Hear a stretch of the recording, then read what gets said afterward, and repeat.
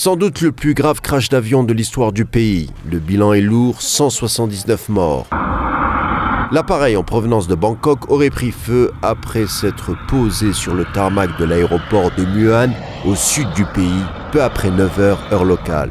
L'accident pourrait avoir été causé par une collision avec des oiseaux et des conditions météorologiques difficiles. Les 2 boîtes noires ont été retrouvées.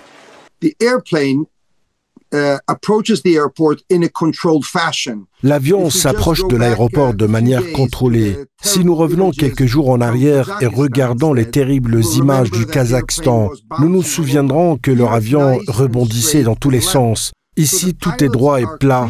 Les pilotes ont donc clairement le contrôle de l'avion, ce qui nous amène à nous demander pourquoi ils n'ont pas sorti les volets, pourquoi n'ont-ils pas sorti le train d'atterrissage.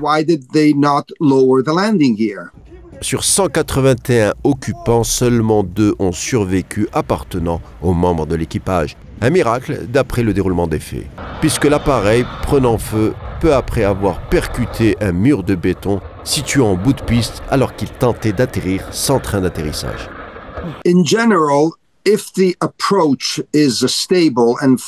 En général, si l'approche est stable et plate, comme on le voit sur les images, les accidents sont survivables. Mais en général, ils sont préparés. Par exemple, les services d'urgence sont prêts à intervenir. Ils déposent de la mousse sur la piste. Ils font toutes sortes de choses. On ne voit pas cela sur ces images. Ce qui nous a amené à imaginer que l'atterrissage a été, disons, précipité, qu'il ne s'est pas écoulé beaucoup de temps entre l'urgence et la décision d'atterrir. Sur 179 morts, 65 ont été identifiés. Tous les passagers étaient sud-coréens, à l'exception de 2 personnes de nationalité thaïlandaise. Le vice-ministre des Transports assure que les résultats de l'enquête vont tomber très vite.